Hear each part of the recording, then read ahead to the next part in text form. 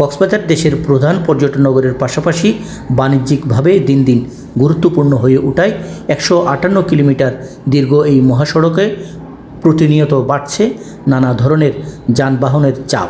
এমন পরিস্থিতিতে মহাসড়কটিকে 6 লেনে উন্নীত করার দাবিতে রামু ফুটবল চত্বরে মানববন্ধন ও সমাবেশে শিক্ষার্থী, রাজনীতিবিদ, শিক্ষকসহ নানা শ্রেণী পেশার মানুষ অংশগ্রহণ করেন।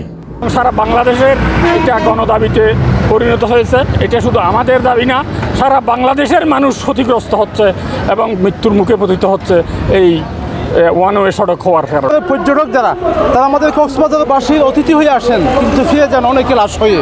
এটা কিন্তু আমরা চাই না। আমরা চাই অতি সত্তর 6 লেনে উন্নীত করে আমাদের কক্সবাজারের প্রাণের দাবি, কক্সবাজারবাসীর প্রাণের দাবি, বাংলাদেশবাসীর প্রাণের দাবি, এই কক্সবাজারকে উন্নতকরণের লক্ষ্যে তারা বলছেন বর্তমান অন্তর্বর্তীকালীন সরকার এ ব্যাপারে যেন দ্রুত পদক্ষেপ গ্রহণ করে চট্টগ্রাম কক্সবাজার মহাসড়ককে যেন 6 লেনে উন্নীত করা হয়।